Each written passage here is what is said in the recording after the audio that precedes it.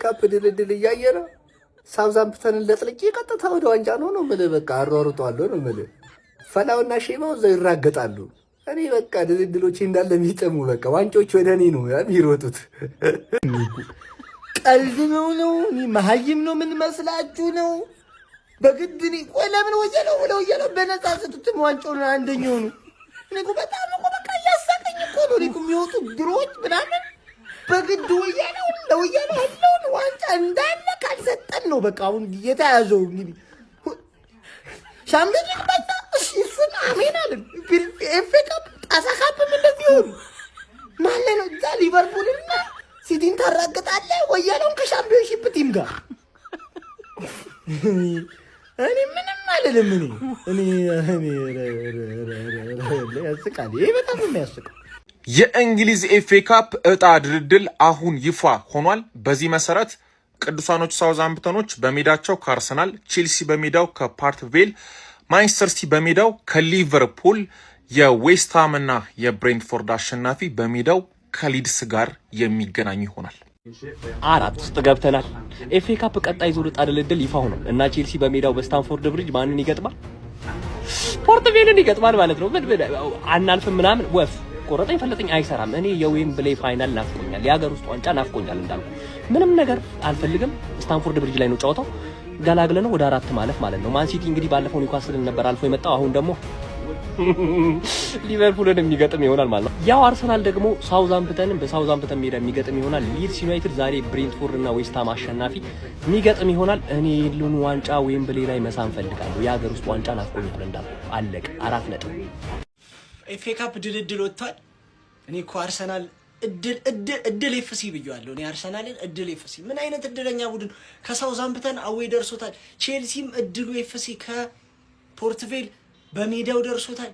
እኛስ ከኒውካስትል እዛ አፋግተው አሁን ደግሞ ከሊቨርፑል ደርሶናል። ቤት ችግር የለውም። ሊቨርፑልን ዘንድሮ ደርሶ መልስ ነው። ሜዳቸው ላይም ሜዳችን ላይም 3-0 ሜዳቸው ላይ ወለላን። አሁን ደግሞ ደስ የሚለው ነገር በሜዳችን ነው የደረሰን። ቁጭ ብዬ በቲቪ እያየው ነበር። ይሄን ይመስላል እንግዲህ የኤፍ ኤ ካፕ ኳርተር ፋይናል ከ20 ምናምን ቀን በኋላ ኤፕሪል 4 እና 5 ቅዳሜና እሑድ ማለት ነው የሚደረጉ ይሆናሉ። እነዚህ ጨዋታዎች ምርጥ ነው፣ ችግር የለውም። እኛ እየታገልን ፋይናል እንደርሳለን። እነሱ ቀላል ጌም እያሸነፉ ይድረሱ እንበሏል። ቴሌግራምን መቀላቀል እንዳረሱ። የሚገርም ትኬቶች አሉ። በዋኔክስ እየተሰራ ነው ቀን በቀን። ናሆም ፕሬዲክሽንስ ብላችሁ ጆይን በሉ። ፒስ ጀማው ምን አይነት ድልድል ነው የወጣው? ምን አይነት ድልድል ነው የወጣው? እጅግ እድለኛ ነን ማለት እንችላለን። ጀማው ከሳውዛምፕተን ጋር አርሰናል ደረሰው። ከሳውዛምፕተን ጋር ከሚደው ውጭ ያደርጋል። ያው ሳውዛምፕተን እናጋድማታለን። ግን እጅግ ያስገረመኝ ድልድል ማለት ነው ማንቸስተር ሲቲ ከሊቨርፑል አልደረሰውም። እናንተ ከሁለቱ አንዱ ባይ ባይ ማለታችሁ ነው። ጀማው አለቀልሽ ነው ምንሽ። ሌላው እታች ብሬንትፎርድ እና የዌስትሃም አሸናፊ ከሊድስ ዩናይትድ ጋር ይገናኛል። ቼልሲ ከፖርት ቬል ጋር ደርሶታል። እሱ ራሱ የሚገርም ድልድል ነው የደረሰው። ግን ሊቨርፑል እና ሲቲ አንጀቴን ነው የበላችሁኝ። የምሬን ነው የምላችሁ አንጀቴን ማለት ነው። ጀማው እንዴት አያችሁ ድልድሉን? እንኳን ደስ አላችሁ። እጅግ ቆንጆ የሆነ ድልድል ነው ያጋጠመን ከሳውዛምፕተን ጋር። ዘንድሮ እድል ራሱ ከኛ ጋር ነች። 4 ዋንጫ ለማሳካት ነው እየሄድን ያለ ነው። እድል ደግሞ እናንተ ካልበላችሁ ብላ እየገፋችን ነው። ምን አይነት ድልድል ነው? ሰበር መረጃ። በዚህ ሰዓት የእንግሊዝ ኤፍ ኤ ካፕ ሩብ ፍጻሜ የሚፋለሙ ቡድኖች ዕጣ ድልድል ይፋ ሆኗል። በዚህ መሰረት ምሽት ላይ የሚያከናውኑት ጨዋታቸውን ብሬንትፎርድ እና ዌስትሃም አሸናፊያቸው እንግዲህ ከሊድስ ዩናይትድ ጋር የሚገናኝ ይሆናል። ሳውዛምፕተን ከመድፈኞቹ አርሰናሎች ጋር የሚገናኙ ሲሆን ቼልሲ ከፖርትቬል ጋር የሚገናኝ ይሆናል ማለት ነው። ከዚህ በተጨማሪም እጅግ በጣም በተጠባቂ ጨዋታ በርካቶችን በጉጉት እንዲጠብቁት ያደረገው ድልድል ማንቸስተር ሲቲን ከሊቨርፑል የሚያገናኙ ጨዋታ ነው ማለት ነው። እነዚህ 8 ቡድኖች የሩብ ፍጻሜ ጨዋታቸውንም እርስ በርስ የሚያከናውኑ ይሆናል ማለት ነው። ለማንኛውም እናንተ እነማን ወደ ቀጣዩ ዙር የሚያልፉ ይመስላችኋል? በተለይም ደግሞ ከማንቸስተር ሲቲ እና ከሊቨርፑል የትኛው ቡድን ጨዋታውን ረትቶ እንግዲህ ወደ ግማሽ ፍጻሜ መቀላቀል የሚችል ይመስላችኋል? ሀሳባችሁን አጋሩኝ። የፕላስ ምልክቱ መጫ እንዳትረሱ። እሰይ ይላል። ውይ ምን አይነት ጽድት ያለ ድሮ ነው የደረሰን እላለሁ። ከሳውዛምፕተን ገባር ለፖርትቬል ነበር የፈለግነው። ፖርትቬል ለቸልሲ ተሰጥቷታል። ቸልሲ ትለፍ ቸልሲ ለዋንጫ ነው የምፈልገው። ከዛ ደስ የሚለው ከሁሉም የበለጠ ደግሞ ማን ሰሞኑ ይህቺ ዋንጫ ከኛ አታልፍም ምናምን 500 ሚሊዮን አውጥተህ ኤፍ ኤ ካፕ ነው የምትበላው። ሼባው ከጌታ ከማን ሲቲ ጋር ደርሰዋል። ማን እኛ ማን እንዲያልፍ እንደምፈልግ ንገራችሁ። ማን ሲቲ እንዲዳከም ጨዋታ እንዲበዛበት ግን ተታግለው እንዲያልፍ በቃ ፐርፌክት ማለት ይሄ ነው። ከሊቨርፑል ጋር ሄደ ኢቲቲ ያለ ትከሻከሻለ ገባር ማን ሲቲን ካለፍክ ይሄ ዋንጫ የኔ ነው ምናምን ብለህ አውራ። የዛኔ ምን ብዬ እነግርሃለሁ 500 ሚሊዮን ያወጣው ኤፍ ኤ ካፕ ለመብላት ነው ትባላለህ ማለት ገባህ አይደለ?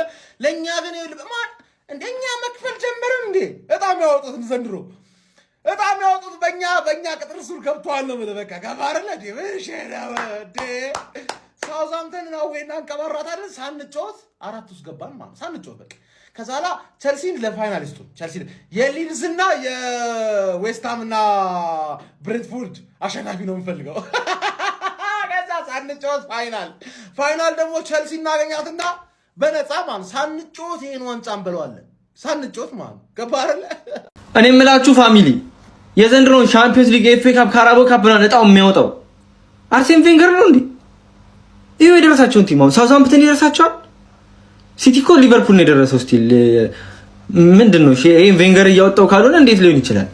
ግን በጣም ምን እንደገረመኝ ታውቃላችሁ?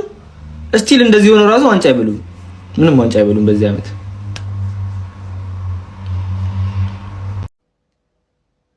እሺ ጀማው የኤፍኤ ካፕ ድልድል ከወጣ በኋላ እስቲ ማንን ጥሎ ሊያልፍ ይችላል? እንግዲህ በግማሽ ፍጻሜው ስማ ከማን ሊገናኝ ይችላል እስከ ፋይናል የሚለውን እንመልከት። ጀማው ፎሎ ላይክ ሼር ኮፒ ሊንክ አድርጉ። ድልድሉን ያልሰሙ ደግሞ በጣም ብዙ አሉ፣ ሼር አድርጉላቸው። ይሄንን ይመስላል ድልድል ኦፊሻሊ ይሄ ውድድር ማለት ነው በእኛ ቁጥጥሩ ዘንድሮ የመሆን እድሉ በጣም ከፍተኛ ነው። ጀማው ከሳውዛምፕተን ደርሶናል። እሱን ጥለነው እንደምናልፍ ምንም ጥርጥር የለኝም። ቼልሲም እንደዛው አሸንፎ ይመጣል ብዬ ገምታለሁ። እዚህ ጋር ግን እጅግ ከባድ የሞት ሽረት ትግል የሚደረግበት ጨዋታ ነው የሚሆነው ጀማው። ምክንያቱም ሊቨርፑል ዋንጫ የማሳካት እድል ካለው ሁለት አማራጭ አለው። አንድ ኤፍ ኤ ካፕ ነው፣ ሌላው ሻምፒዮንስ ሊግ ነው። ሁለቱ ላይ ደግሞ እጅግ በጣም ሲሪየስ ሆኖ እየተሳተፈ ይገኛልና ሲቲን እንደቀላል አይተውም ብዬ አስባለሁ። እንደ ነገሩ ደግሞ ጋርዲዮላ በፕሪሚየር ሊጉ የዋንጫ ሂደትና በሻምፒዮንስ ሊግ ላይ ያለውን ሁኔታ አይቶ የሚውጥር ነው የሚመስለኝ። ይሄንን ውድድር እንደቀላል ይለቋል ብዬ አላስብም፣ ግን ይሄንን ውድድር ላይ ሊቨርፑል የማለፍ ቻንስ አለው ብዬ አስባለሁ። ጀማው እዚህ ጋር የፈለጋቸው ይምጣ አይመለከተንም። በእኔ ግምት አርሰናል፣ ቼልሲ፣ ሊቨርፑል እና እዚህ ጋር አንዳቸው ማናቸው የሚመጡ ግድ አይሰጠኝም። ጀማው ከባድ ፍልሚያ ይኖራል ብዬ ወደ ግማሽ ፍጻሜ የሚያልፉት እነዚህ ይሆናሉ ብዬ እጠብቃለሁ። ሀሳባችሁን አካፍሉኝ ጀማው። ለማንኛውም ግን እጅግ ቆንጆ ድልድል ወጥቷል። በእኛ ጎራ ነው የምላችሁ። ቼልሲዎች በተለይ ደግሞ በጣም እንደሚፈነድቁ ጥርጥር የለኝም። ጀማው እንዴት አያችሁት? ይመቻችሁ።